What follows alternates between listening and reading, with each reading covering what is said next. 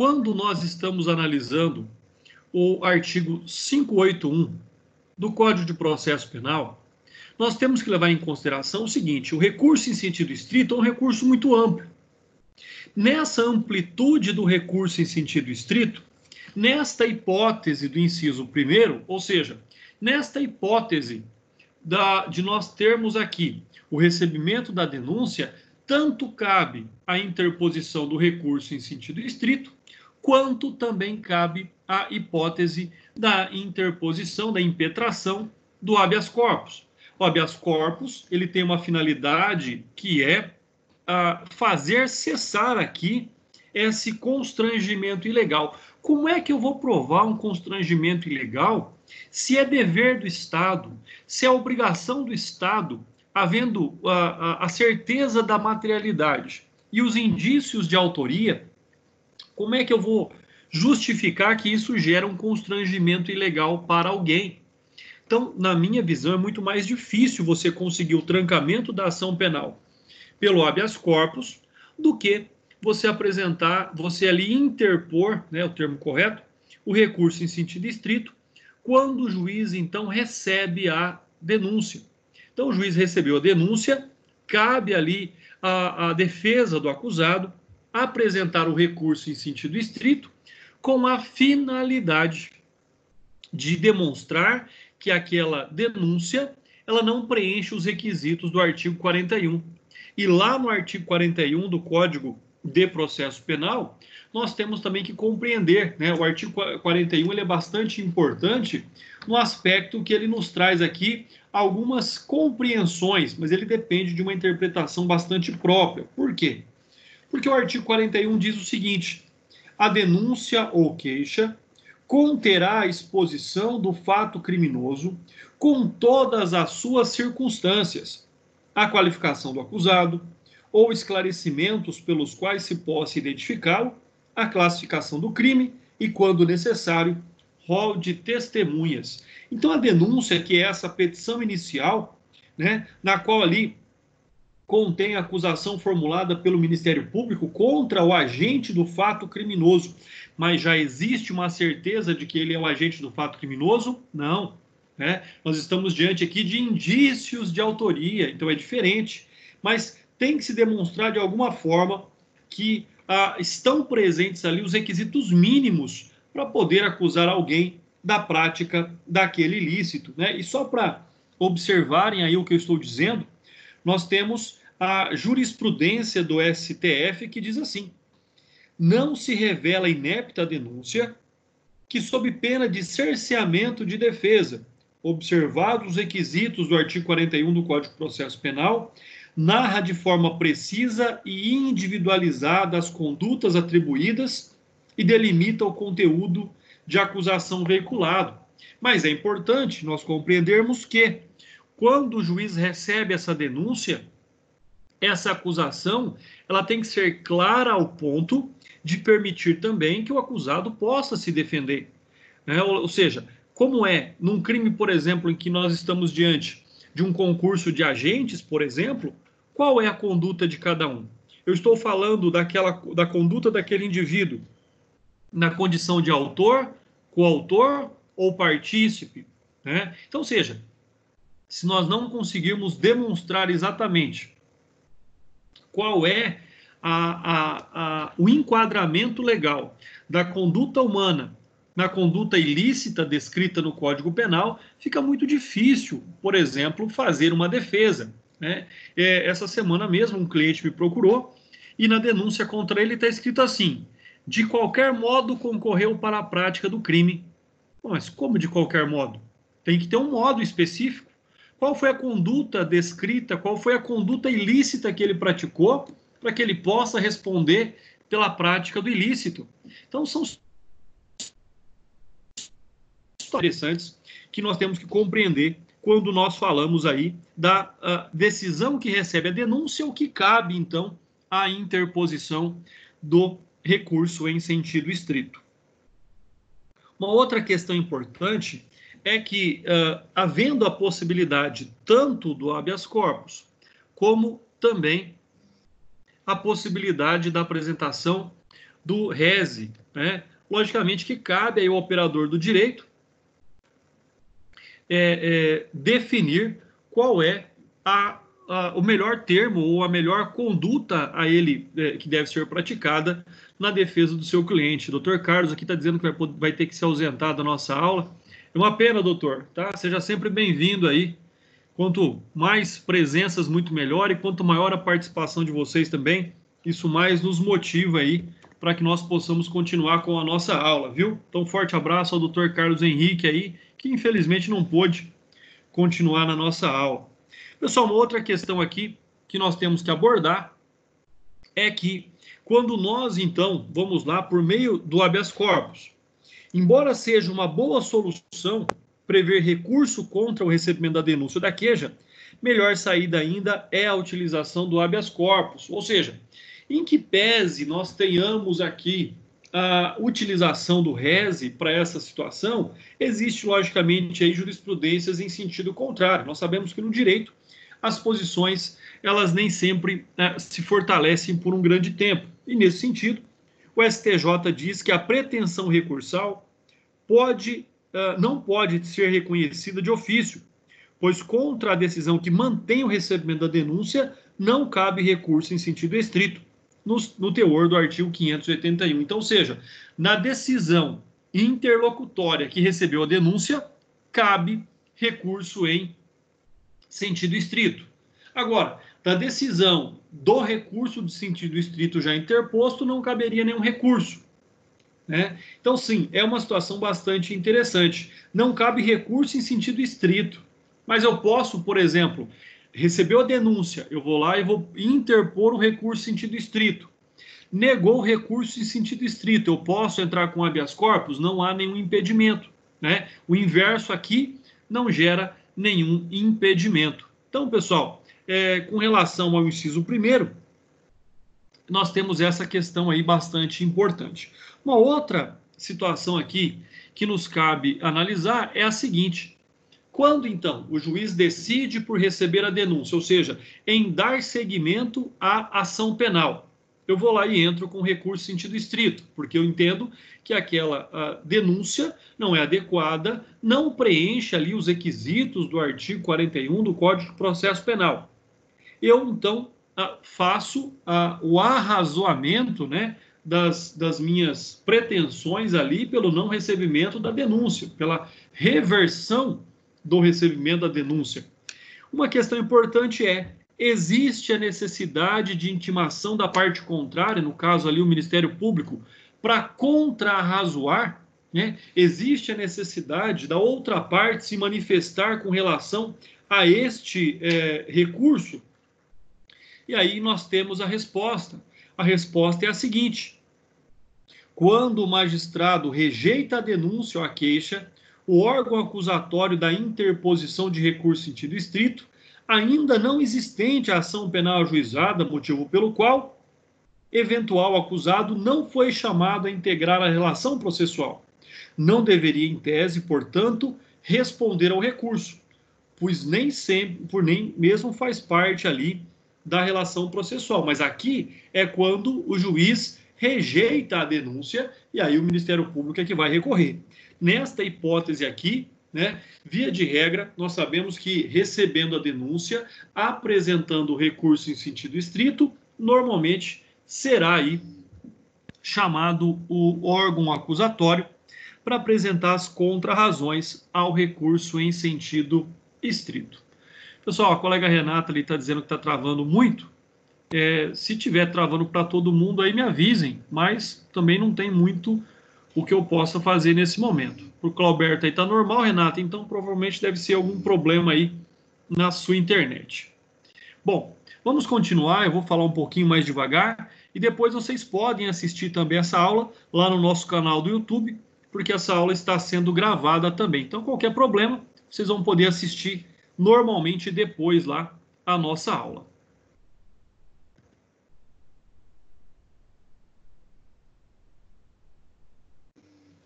Quando nós tratamos aqui, então, do arquivamento do inquérito ou de peças de informação. Então, olha só, quando nós tratamos do inquérito policial, quando nós buscamos aí a melhor compreensão daquilo que significa o inquérito policial, logicamente, nós temos que levar em consideração o fato de que o inquérito não é uma relação processual, né? Quando nós falamos do inquérito policial,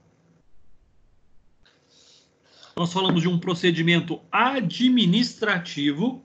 Olha só, o inquérito policial conduzido pela polícia judiciária é um procedimento, né? É um ato administrativo, não é um processo. Por que não é um processo?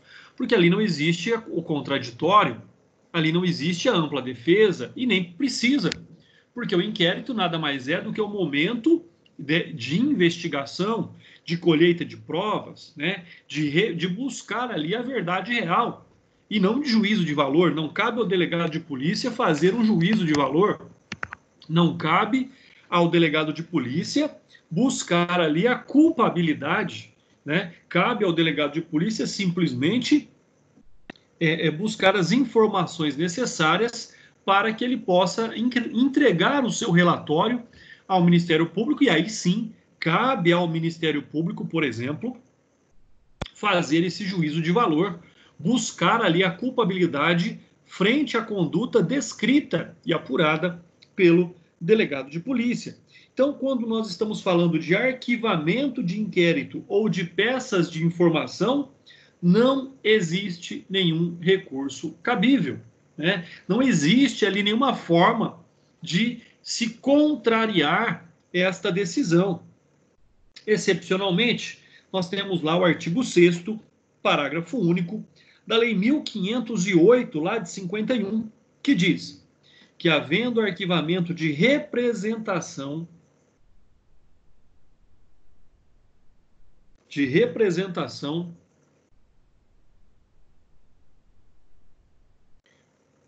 deixa eu só ver aqui, que o Clauber está falando ali que Delta não pode arquivar. Delta, o que é Delta, Clauber? Expliquei para nós. É o delegado, né? Ah, tá. Por conta própria. Isso, exatamente. Também não é uma faculdade do delegado arquivar o inquérito. Na verdade, ele, quando solicitado a promover a investigação, tem que promover a investigação e apresentar um relatório.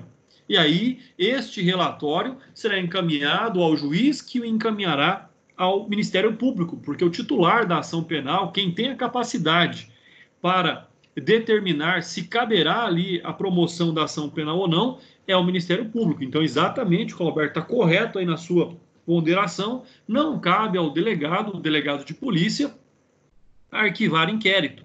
A ele cabe investigar o fato, né? Essa é a questão aí bastante importante. E como eu estava dizendo, o artigo 6º, parágrafo único, da Lei 1508, de 51, diz que, havendo arquivamento de representação formulada por qualquer do povo para provocar a iniciativa do Ministério Público, nos casos de contravenções penais, por exemplo, do jogo do bicho e corrida de cavalos, cabe recurso em sentido estrito, porque aí já é uma outra situação.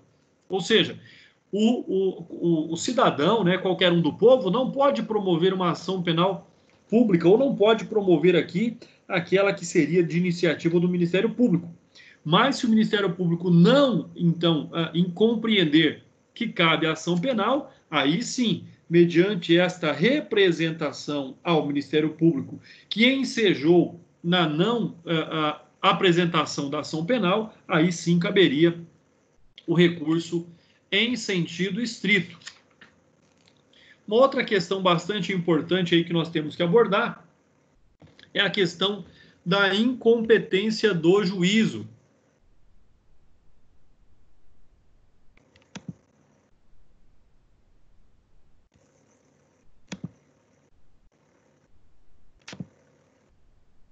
Quando nós tratamos aqui da incompetência do juízo, nós temos que buscar aqui a informação, que é a seguinte: a incompetência do juízo nada mais é, então, do que uma decisão interlocutória, levando-se em consideração o fato, conforme nós já vimos, que, em tese, deveria existir no processo penal o agravo e não o recurso em sentido estrito.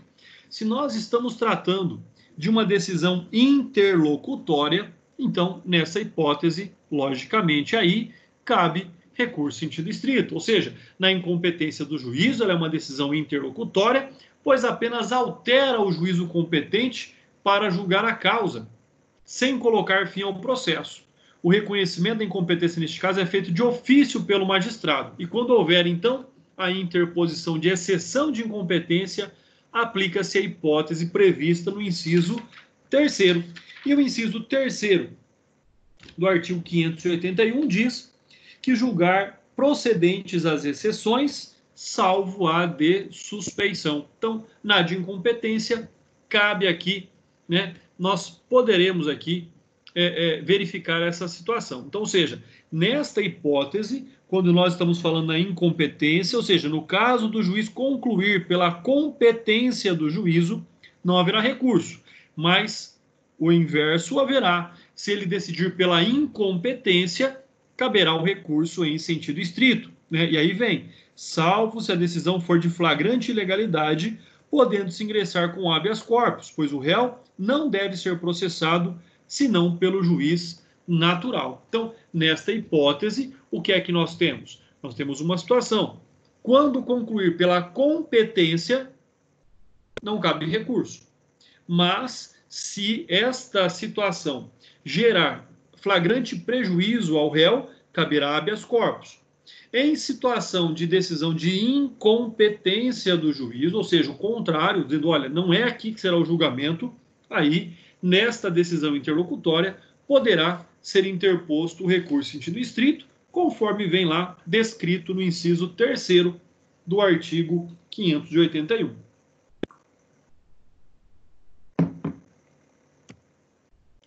Procedência das exceções. Quando, então, nós vamos buscando ali as exceções, né? Quais são as exceções aí que nós temos? Nós temos a exceção da coisa julgada, da litispendência, da ilegitimidade de parte. Então, ou seja, nós temos situações que são bastante importantes. Por quê? Porque quando o juiz julgar procedente essas exceções, né, o que acontece? Elas são terminativas, porém, sem julgamento de mérito. Vai terminar o processo? Vai. Vai decidir a causa do processo? Não vai. Então, essa é uma questão bastante importante, né? Ou seja, nós temos aqui uma decisão terminativa sem julgamento de mérito. O que é que isso determina? Se houvesse o julgamento de mérito pela condenação ou pela absolvição, logicamente caberia aí o recurso de apelação. Porém, nesta hipótese, onde não há o julgamento de mérito, nós estamos diante de o recurso em sentido estrito, conforme vem aí, né, prelecionado nos nossos estudos. Então, se julga o mérito, seja pela absolvição ou pela condenação, cabe recurso de apelação. Nesta hipótese, mesmo sendo terminativa, mas não julgando o mérito, nesta hipótese, cabe recurso de apelação. Perdão, recurso em sentido estrito. Vamos lá mais uma vez para não haver dúvidas, tá? Se julga o mérito pela condenação ou absolvição, recurso de apelação. Nesse caso, é uma decisão terminativa, sem julgamento de mérito, cabe, então, recurso em sentido estrito. Outra questão aqui que nós temos que observar é que em algumas questões bastante importantes relativas a esse tema, poderia também valer-se ali do habeas corpus, né, pessoal? Como nós já sabemos, o habeas corpus, por ser um remédio constitucional para a manutenção da garantia de direitos fundamentais, ele praticamente e quase sempre poderá ser interposto em substituição a outros recursos, né? São raras as hipóteses aí que você não vai poder interpor um habeas corpus. Por quê? Porque havendo a flagrante violação de um direito, de um constrangimento, de um direito garantido pela Constituição Federal, caberá o habeas corpus, né? Então, se houver, por exemplo, ali a procedência da exceção de incompetência, ela não é terminativa, porque só está dizendo que este órgão julgador não é competente, que será outro. E aí, então, automaticamente é uma decisão interlocutória que cabe, como nós já vimos, o recurso em sentido estrito. Agora, se o magistrado rejeita esta exceção, como nós também já vimos, ou seja, ele diz, não, eu sou competente, e aí já não cabe recurso nenhum. Porém, aí onde eu digo que o direito constitucional, ele norteia todos os outros ramos do direito. Se essa rejeição da exceção de incompetência gerar nitidamente um prejuízo, gerar nitidamente ali uma situação de incompetência que ofende o princípio do juiz natural, aí nós somos obrigados, então, a nos valer do habeas corpus. Então, essa é uma questão aí bastante interessante também com relação a essa situação. Bom, como nós já falamos das exceções, só para não passar em branco, vamos falar um pouquinho aí da exceção de suspeição. Renata, vamos lá, ó. Deixa eu explicar de novo, então. Quando a gente fala da procedência das exceções, nós já vimos. Nós temos a exceção de coisa julgada, nós temos a exceção de litispendência ou de ilegalidade. Essas exceções, elas são decisões que são terminativas, elas acabam com o processo, mas elas não decidem o mérito. Elas não dizem se a pessoa é culpada ou inocente, elas simplesmente põem fim ao processo. Por quê? Por exemplo, coisa julgada. A pessoa não pode ser processada duas vezes pelo mesmo fato. Litispendência. Já existe uma outra ação em andamento, não podem existir ali duas ações em andamento que tratam do mesmo fato. Ou a de ilegitimidade de parte. Por exemplo, era uma ação penal privada e não cabe ao Ministério Público propor esta ação penal. Então, essas seriam as exceções, né? Nesse caso das exceções, como eu disse, elas são terminativas, mas não julgam o mérito. Se elas não julgam o mérito, pode-se interpor, no caso dessa decisão, recurso em sentido estrito. Caso elas julguem o mérito, ou seja, caso ela julgue dizendo que a pessoa é culpada ou inocente, aí caberia recurso de apelação. E a outra hipótese que eu disse mais ao final da nossa análise é a seguinte: no caso da incompetência, né, o que é incompetência? Aquele juiz não é competente, por exemplo, para julgar um crime do trabalho. Não é competente, por exemplo, para julgar um crime ambiental, porque a competência é da Justiça Federal e não é da Justiça Comum, os crimes ambientais. Então, se existe ali na comarca a Justiça Federal, ou um crime do trabalho, por exemplo, ou é Justiça do Trabalho, ou é a Justiça Federal. Por exemplo, aqui em Jales nós temos tanto a Justiça Estadual quanto a Justiça Federal. Então não cabe, por exemplo, a Justiça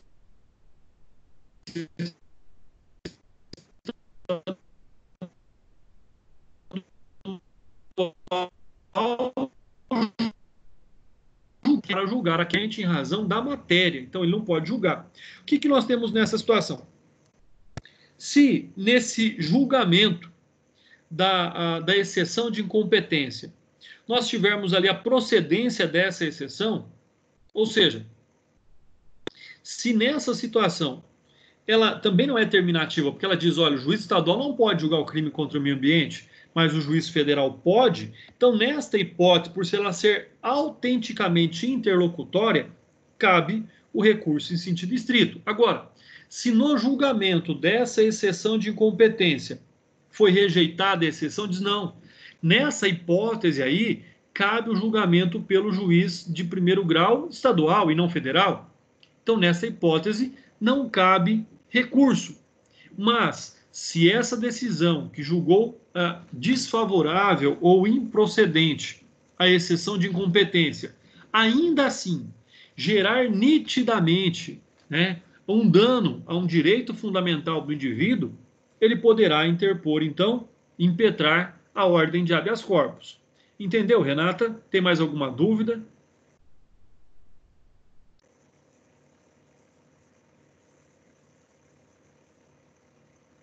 Maravilha, então, pessoal. Isso é importante, tá? Se vocês não estiverem entendendo, por favor, perguntem. Eu sempre digo que a sua dúvida de hoje é a questão que eu vou formular na prova amanhã, e aí você vai errar. Então não saiam da minha aula com dúvida. Se precisar, eu explico 10 vezes a mesma coisa, tá? Eu estou aqui à disposição de vocês e nós temos tempo suficiente aqui para os nossos estudos. Vamos continuar, então. Pronúncia. Eu estava dizendo agora, a pronúncia é uma decisão que põe fim a um procedimento. A pronúncia é uma decisão que põe fim a um procedimento. Por quê? Porque nós temos, aí depende da interpretação doutrinária também, né, se ela é mais conservadora, se ela é mais progressista. A mais conservadora diz que nos crimes dolosos contra a vida nós temos apenas duas fases. A primeira fase, que seria o processo com a instrução processual, e a segunda fase, que seria o tribunal do júri. Mas a doutrina mais moderna, a doutrina mais de vanguarda aí, diz que não. Que nos crimes dolosos contra a vida, na verdade, nós temos 3 procedimentos. Nós temos a instrução processual, nós temos tudo aquilo que acontece entre a sentença de pronúncia até a realização do tribunal do júri, e aí sim, na terceira fase, nós temos efetivamente ali a realização do Tribunal Popular. Bom, mas o que nós temos? A decisão, a sentença de pronúncia é uma sentença interlocutória. Mais uma vez aí, coloca fim ao processo. O juiz vai dizer na sentença de pronúncia se a pessoa é culpada ou inocente? Na verdade, ele não vai dizer, ele não pode dizer. Por quê? Porque não cabe ao juiz fazer ali um juízo de valor. Não cabe ao juiz dizer naquele momento se a pessoa deve ser condenada ou não, porque esse é um julgamento que não cabe a ele, né? Nos termos da nossa Constituição Federal, este é um julgamento que cabe ao Tribunal Popular. Então, ou seja, na decisão de pronúncia, o juiz só vai dizer o seguinte, que durante a instrução processual, restou demonstrado a materialidade do crime e os indícios de autoria. Por isso, remeta-se o processo ao tribunal do júri. Então, essa é a sentença de pronúncia.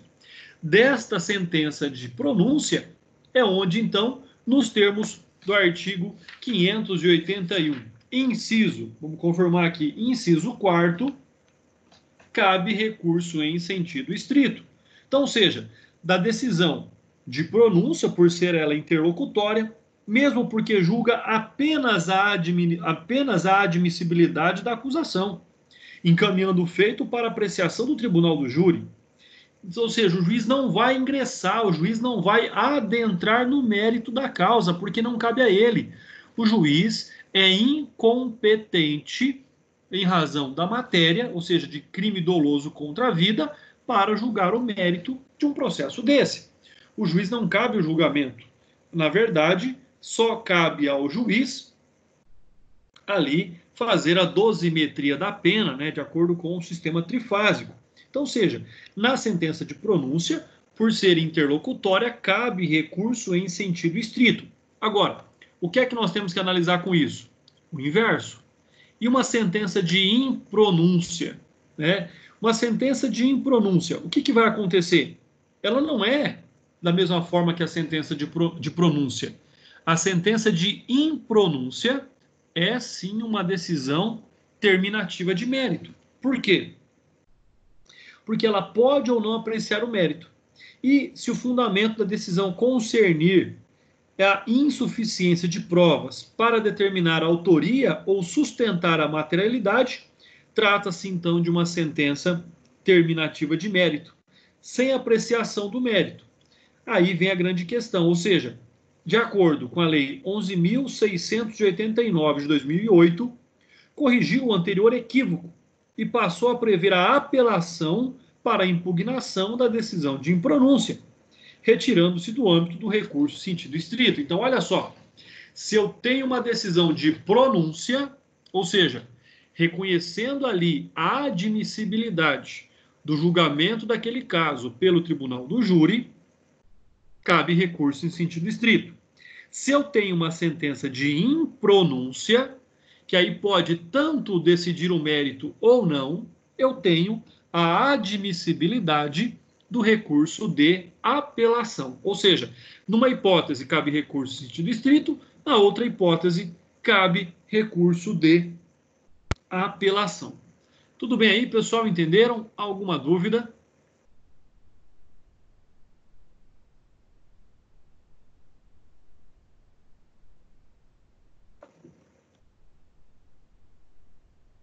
Uma outra situação que nós temos aí associado ainda aos crimes dolosos contra a vida é no caso da decisão de desclassificação. Ou seja, o que significa uma decisão de desclassificação? Desclassificação quer dizer o seguinte: desclassifica-se de um crime doloso contra a vida para um crime, por exemplo, culposo contra a vida. E aí, logicamente, que muda tudo. Por um crime doloso contra a vida, julga-se perante o tribunal do júri. Num crime culposo contra a vida, a decisão, a competência de julgamento é do juiz singular. Então, nós temos aí essa distinção também bastante importante. E nisso eu cito aí a jurisprudência do Ceará, que diz: trata-se de recurso em sentido estrito, interposto em face da decisão que desclassificou a infração cometida pelo recorrente de homicídio qualificado para outra que não da competência do tribunal do júri, submetendo o acusado a julgamento do juízo comum, nos termos do artigo 419 do Código de Processo Penal. A decisão de desclassificação do delito de competência do tribunal do júri é equivalente ao reconhecimento de incompetência do juízo, sendo desta forma impugnável por recurso em sentido estrito, com base no inciso 2 do artigo 581 do Código de Processo Penal. E essa decisão do Tribunal de Justiça do Ceará, ela é, na verdade, um precedente, ela segue ali a mesma linha de pensamento do STJ. Então, fica aí esta situação também. Ou seja, na situação de uma desclassificação, ou seja, é um crime doloso contra a vida, passa a ser um crime não doloso contra a vida. Por exemplo, nós temos lá um homicídio. E aí, durante a instrução processual, descobriu-se que, na verdade, trata-se de um latrocínio, né? Se vocês procurarem no Código Penal o termo latrocínio, vocês não vão encontrar. Mas o latrocínio não passa do roubo qualificado com resultado morte. Então, seja, o roubo qualificado com resultado morte é um crime doloso contra a vida? Não, já que ele está no livro dos crimes contra o patrimônio. Então, no crime de latrocínio, não vai a júri.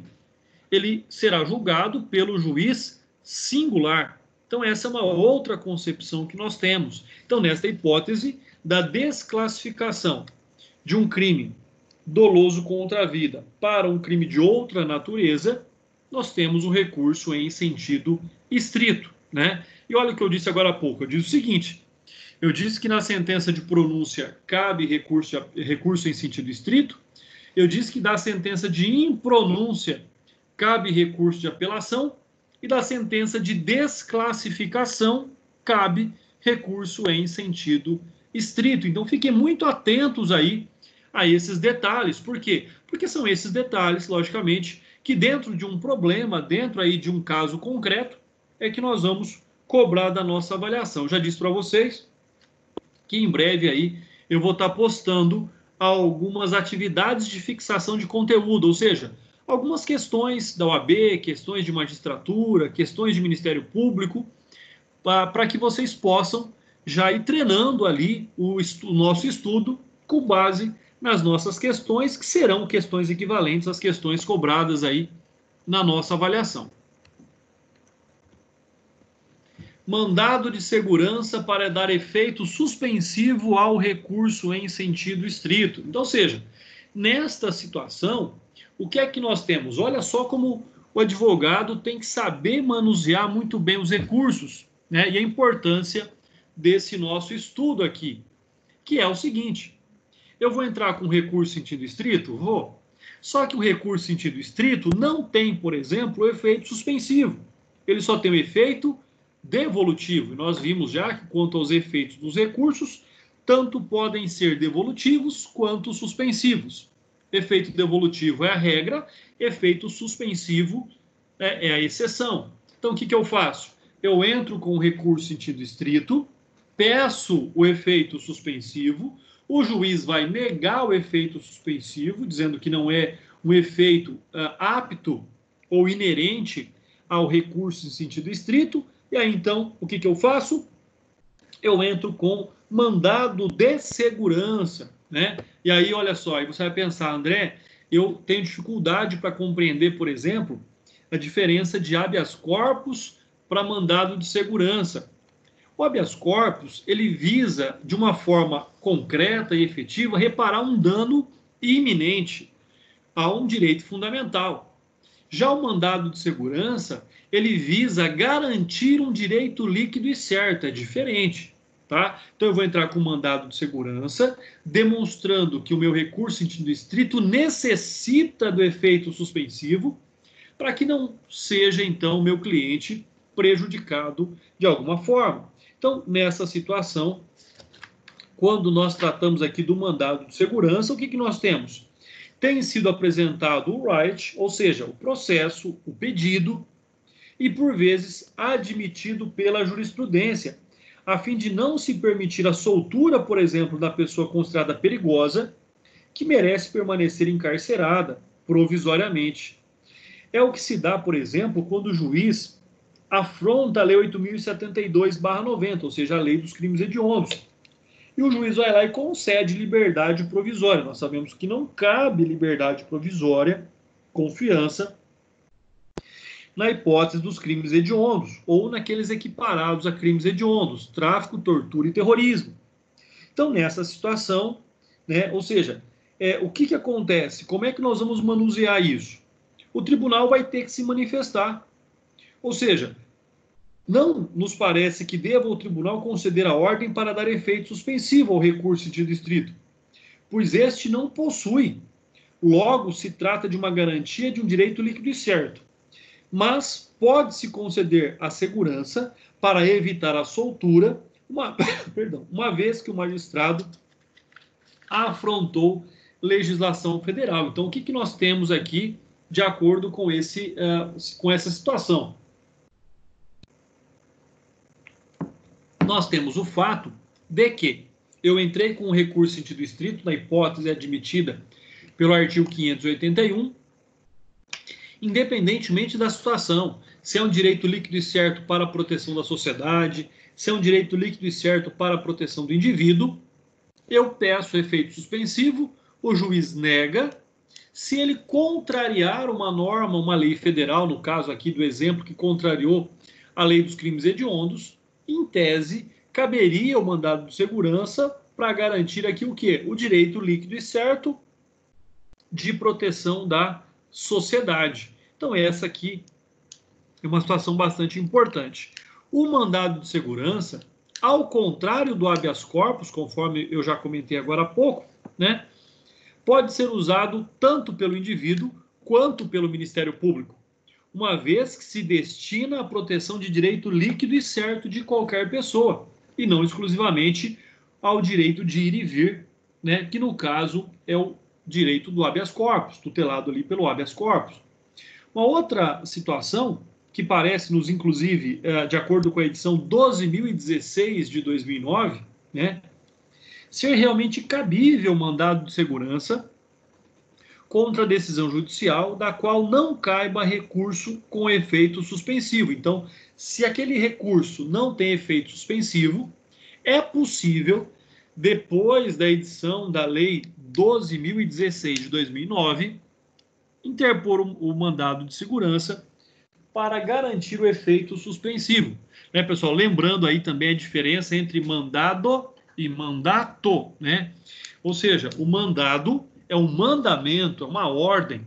O mandato é uma procuração. Então, o mandato eletivo, na verdade, né, o voto de nós, o nosso voto de como eleitores aí, é uma autorização para que alguém nos represente, seja na esfera executiva, seja na esfera legislativa.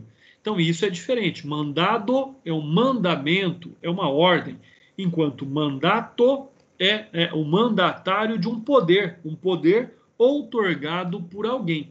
Então, essa aí é a diferença também. Resumindo, com relação ao mandado de segurança, naqueles recursos que não tiverem efeito suspensivo, cabe mandado de segurança para, pelo menos, tentar, ali perante o tribunal, um efeito suspensivo, alegando o vício de um direito líquido e certo. Então, fica aí também essa consideração.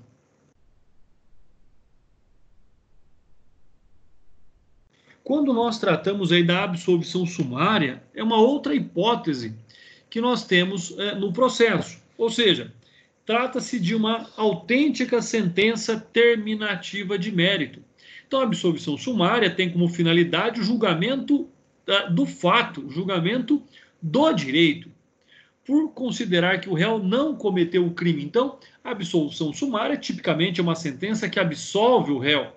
E essa sentença, ela era impugnada por recurso em sentido estrito. E aí vocês podem, logicamente, ver que está errado, ou estava errado, né? Ou seja, nessa situação, se é uma sentença terminativa de mérito que julga o mérito, porque nós sabemos que existem sentenças terminativas que não julgam o mérito, mas se essa é uma sentença terminativa de mérito, foi corrigido este erro, né? Antes de 2008, cabia recurso em sentido estrito. Com a edição da lei 11.689 de 2008, corrigiu-se essa distorção, eliminou o inciso 6º do artigo 581, está lá revogado pela lei 11.689 de 2008, então não existe mais o inciso 6º, que era esta hipótese, né? E introduziu o artigo 416, prevendo o recurso cabível, o recurso de apelação, né? Logicamente, como aí é o mais adequado a esta situação. Então, quando nós pegamos lá o artigo 416, ele tem a seguinte redação.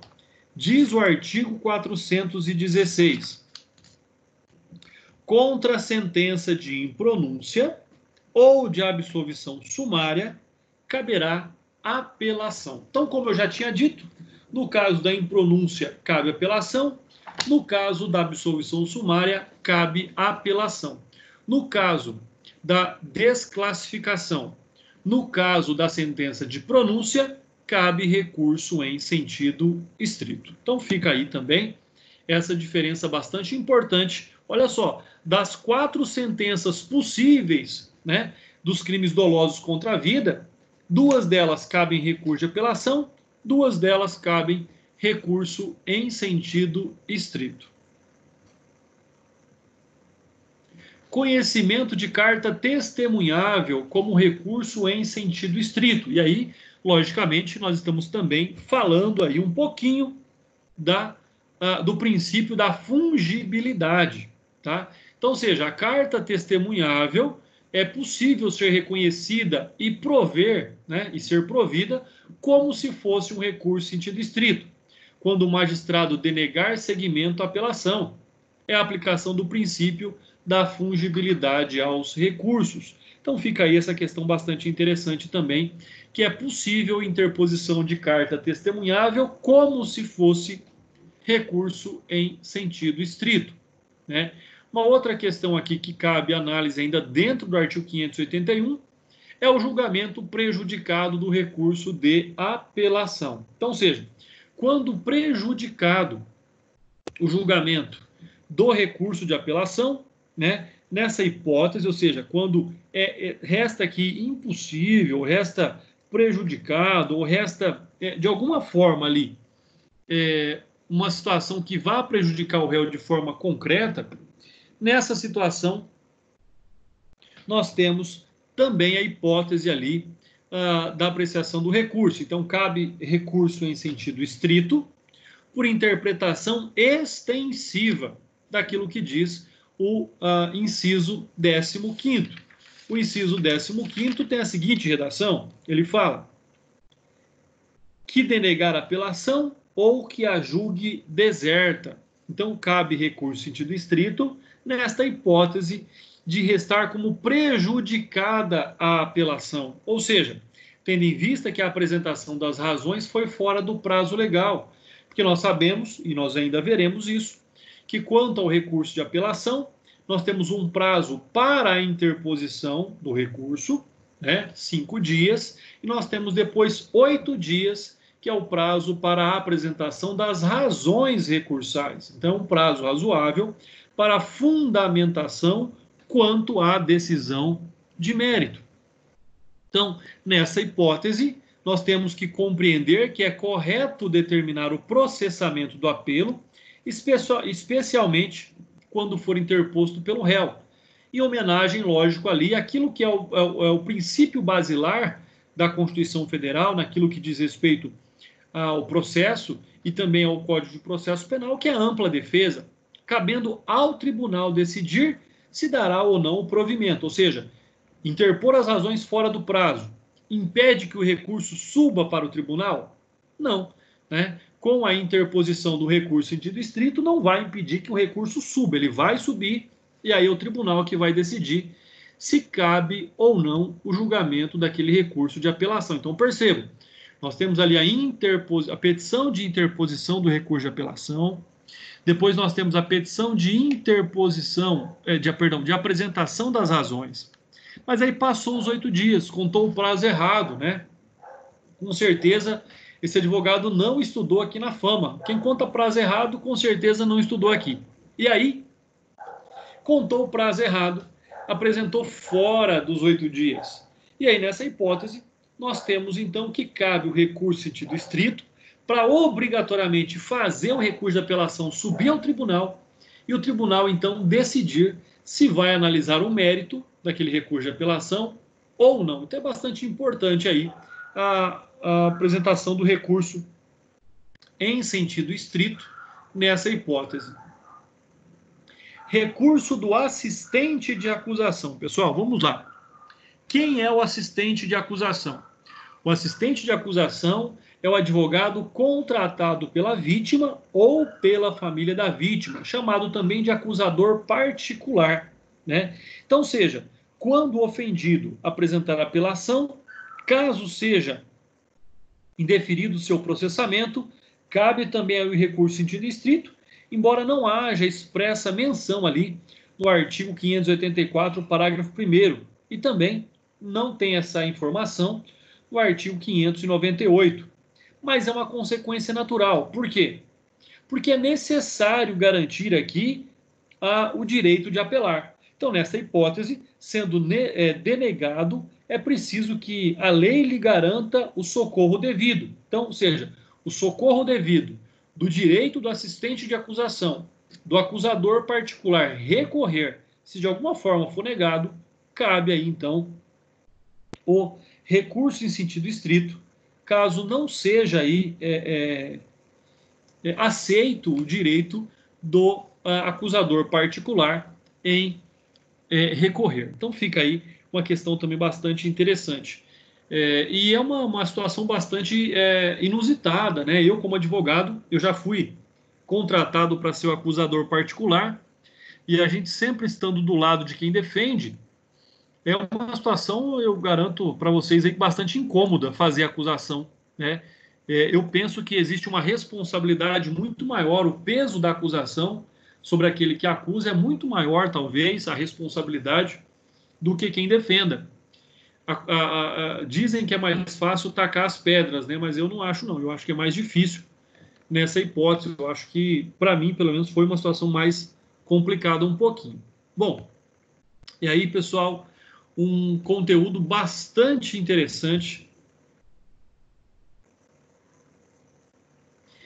Clauberto, olha, funciona o seguinte: 5 dias para interpor o recurso e 8 dias para apresentar as razões, tá bom?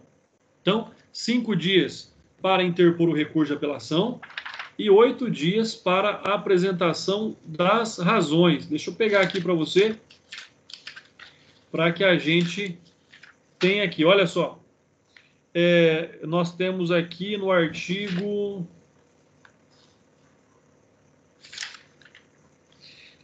600, ô Clauberto.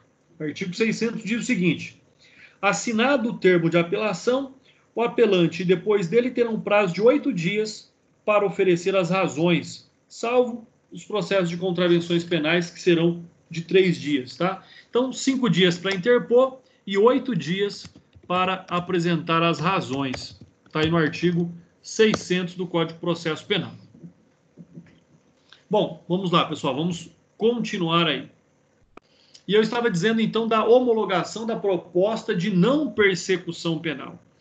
Eu tenho aqui, por todo o estudo que eu estou fazendo a respeito disso, eu tenho uma crítica muito forte ao artigo 28A, que é onde fala do acordo de não persecução penal, né? É o inciso que foi acrescentado lá, o inciso 25, que foi acrescentado ao artigo 581, pessoal. E eu tenho a posição de que o artigo 28A ele é inconstitucional. Por que eu digo isso?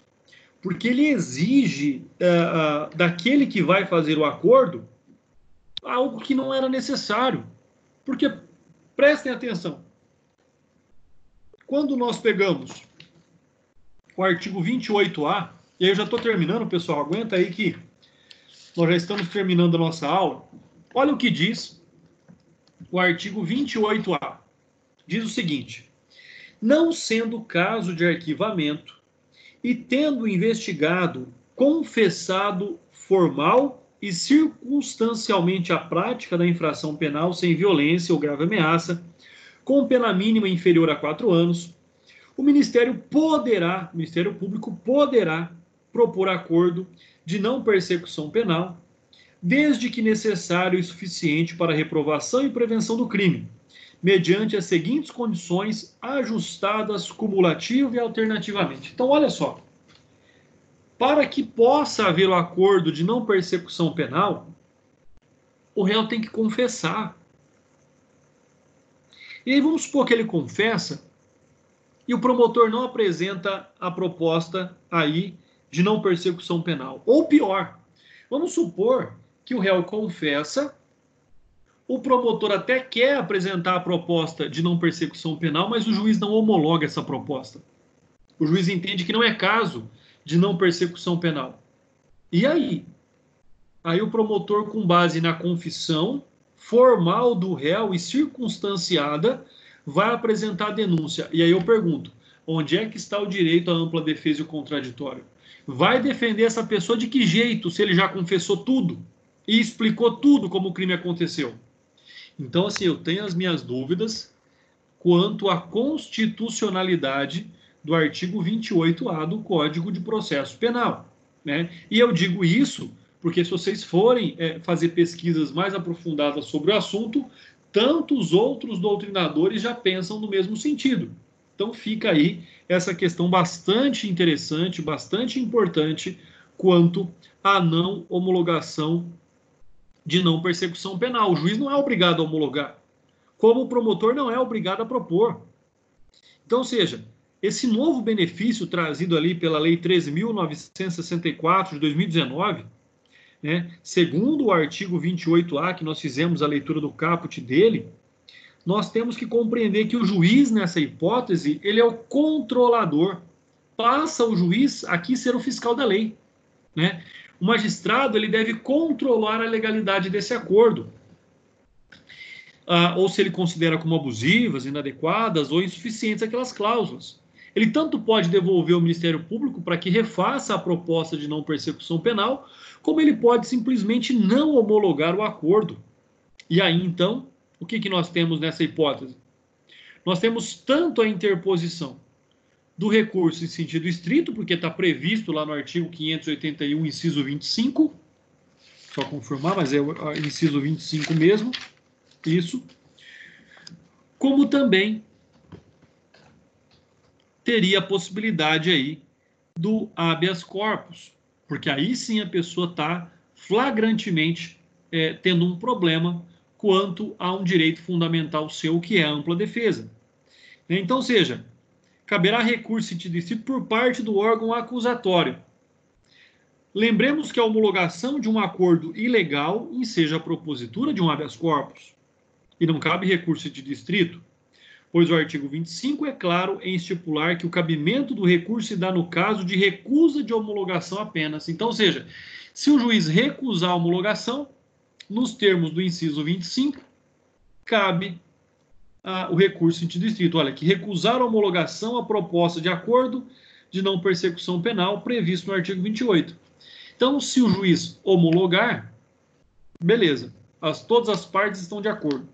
Se ele não homologar, cabe recurso em sentido estrito.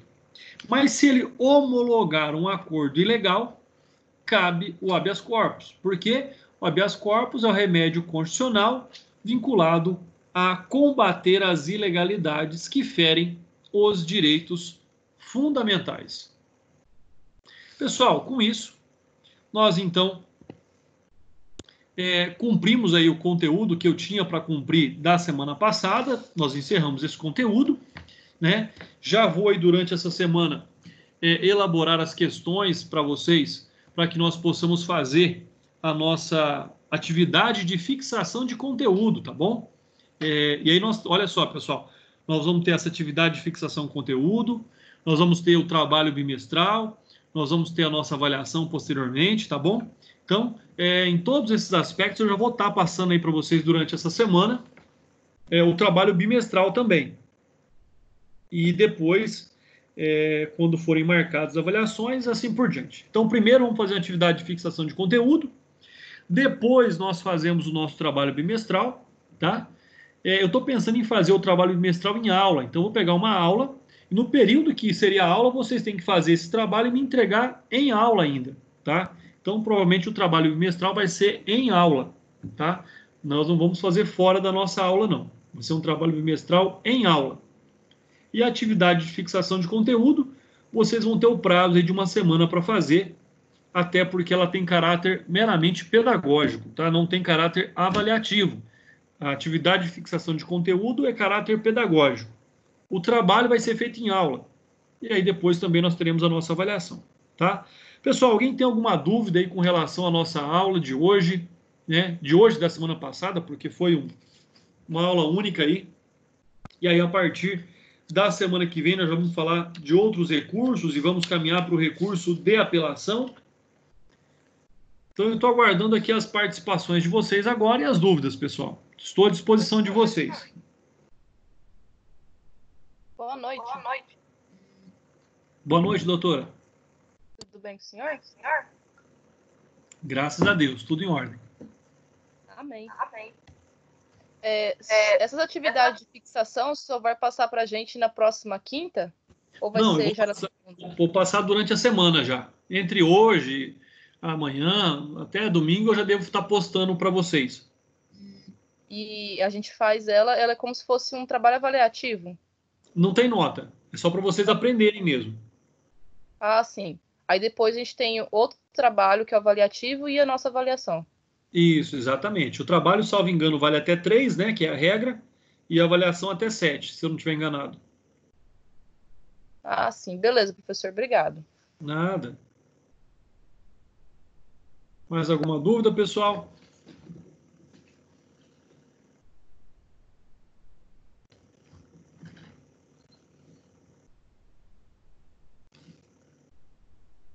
Então, não havendo dúvidas, um forte abraço a todos e até a nossa próxima aula. Pessoal, lembrando aí que das 22 às 22h50 tem orientação de TCC, hein? Aguardo vocês lá. Karine e o colega da dupla dela lá. Um abraço, pessoal.